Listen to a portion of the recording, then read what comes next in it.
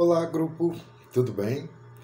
Recebi o trabalho de vocês através da Mônica e decidi fazer esse retorno por vídeo, beleza?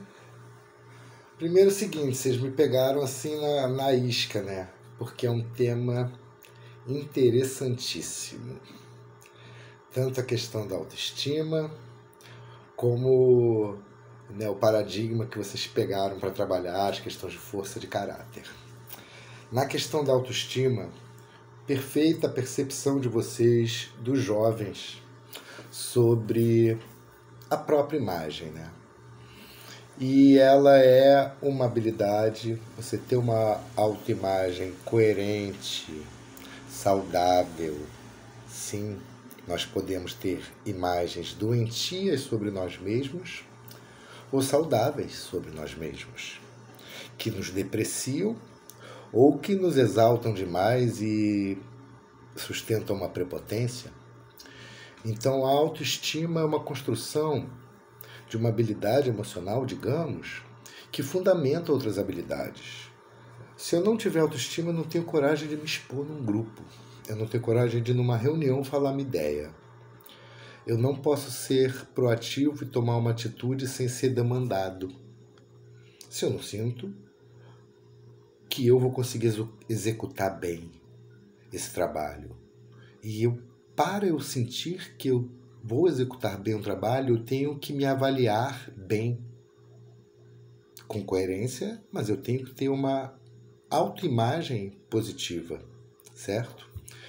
E a nossa autoimagem é feita por espelhos, só que não é um espelho físico, é o espelho dos outros.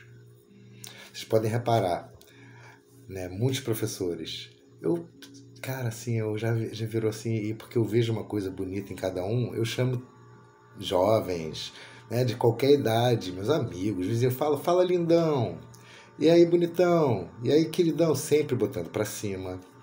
E a imagem da gente é feita pelos outros. Então eu tava falando isso num outro vídeo, né? A gente conseguir falar que a gente é bom, não é fácil. Para alguns é muito fácil, para mim não é. Então eu só sei que eu sou bom, não estou falando que eu sou excelente, que eu sou perfeito, mas que eu sou um bom pedagogo, porque meus alunos me mostraram, me falaram, me deram depoimentos, porque meus colegas, companheiros, professores me deram depoimentos, porque pessoas que eu admiro na pedagogia me deram depoimentos que eu sou bom. Então a minha autoimagem foi feita com a imagem que os outros têm sobre mim e me mostram. Então, criar condições, criar momentos para que eles, entre eles, possam reconhecer suas qualidades é fundamental. E aí tem roda de elogios, tem muitas coisas interessantes, né? Então, vocês foram muito felizes nessa escolha, tá? E agora vocês vão deixar eu fazer uma pequena explanação pedagógica sobre o paradigma que vocês trouxeram de força do caráter. As forças de caráter são traços positivos e inatos que moldam a personalidade e o comportamento humano. Sim, do meu ponto de vista até, e não. Tá? Por quê? Porque até na história da ciência, até pouco tempo atrás, digamos assim, 80 anos, né? 100 anos, 90 anos, existia duas correntes que explicavam como o ser humano se tornava ser o que ele é. Uma corrente era uma corrente que pregava que o ser humano é uma folha de papel em branco, não tem aqui agora, uma folha de papel em branco, onde eu posso moldar e escrever o que eu quiser, com os estímulos ambientais a que eu submeto esse ser. Como se o ambiente fosse capaz de, sozinho, imprimir tudo que uma pessoa chega a ser um dia. E existia outra corrente que falava o contrário. Não. O ser humano, ele já carrega características fundamentais, próprias, inatas, que ele nasceu com elas, e elas é que predominam e determinam o que o homem vai ser.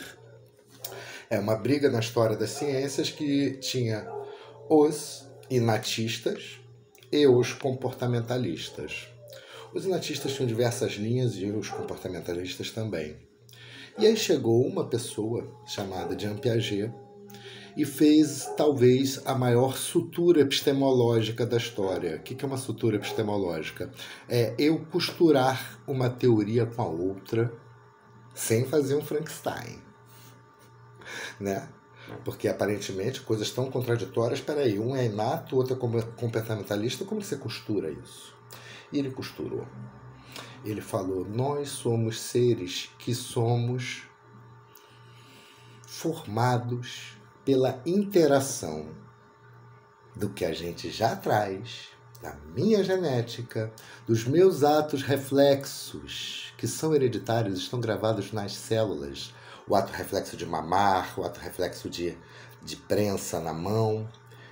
Esses atos em interação com o meio ambiente. Eu só vou mamar se tiver um peito na minha boca. Eu só vou tentar andar se eu encostar meu pezinho no chão. Então ele falou que é a interação do ambiente com o que esse ser já traz que forma o ser humano.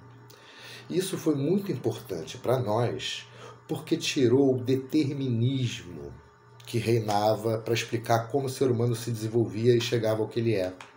Que eram essas duas tendências, ou de considerar que eu tenho nos meus genes, então eu já tenho uma carga da minha linhagem genética, né? Eu já tenho uma boa estirpe, um bom pedigree. Já tive professora que falou que eu tinha um bom pedigree quando viu o currículo do meu pai. Bom pedigree. E essa parte, então eu vou ser bom porque meu pai era bom, então será que existem pessoas melhores que as outras? Será que existe uma raça melhor que a outra? E do outro lado, pessoas que negavam todos os atributos genéticos ou espirituais, se você quiser cair, né? De você trazer um espírito já pronto. E falavam, não, qualquer pessoa com o ambiente correto, eu faço o que eu quiser com ela. E ele provou que o ser humano é indeterminado, porque são tantas as condições inatas, desde a barriga da mãe. E são tantas as condições ambientais, são tantas variáveis que é impossível controlá-las. Por isso que ainda não conseguiram fazer um homem do jeito que várias sociedades, vários pensamentos gostariam de fazer, né? Um super-homem, um homem por seu tempo. Não existe uma fórmula que dá certo sempre para você desenvolver o ser humano. Então eu queria fazer só essa provocação para vocês, tá? E eu sou muito aberto. Eu adoro conhecer todas as teorias de todos os lados, né? E tentar fazer um filtro com o que eu acredito. Então foi muito bom vocês me mostrarem esse conceito. A psicologia positiva é muito interessante. Eu acho que já é um avanço perto do que a gente já tinha, né? Antigamente, né? Eu acho que a gente está cada vez indo para um caminho melhor. E tinha uma coisa que eu queria falar também. O seguinte. Como que vocês poderiam usar isso dentro das etapas, né? Eu acho que podia complementar mais com as atividades, né? Vocês fizeram aqui Deixa eu chegar aqui embaixo. Vocês apresentaram o conceito de força de caráter e solicitaram a produção do teste. Muito legal. Uma coisa que eu acho interessante é não apresentar o conceito de cara. É tentar mostrar uma leitura de imagem, é tentar fazer uma seleção de características que eles acham fundamentais em alguns líderes, em alguns artistas, em alguns vultos históricos, e aí você busca essas forças de caráter e depois você explica que esse conjunto são as forças de caráter. Não sei se estou me explicando bem, mas o intuito é não dar o conceito pronto. Fazer eles chegarem ao conceito por eles mesmos, por aproximações, por vocês questionando as respostas deles. Porque dar o conceito pronto tira um pouco da graça, né? Não pode dar mastigado. Eles têm que conquistar o conceito do que é esse caráter. O que é essa coisa que tem dentro de mim? E aí depois a gente apresenta formalmente o conceito. É um toque que eu gostaria de dar. Outro é para vocês poderem desenvolver mais como foi a atividade, como se desenrolou, como foi a mediação para o futuro, tá? E ter mais registro, fotos e os depoimentos. Os depoimentos deles são termômetros, são muito importantes para vocês perceberem se alcançou trabalhar com o diagnóstico inicial.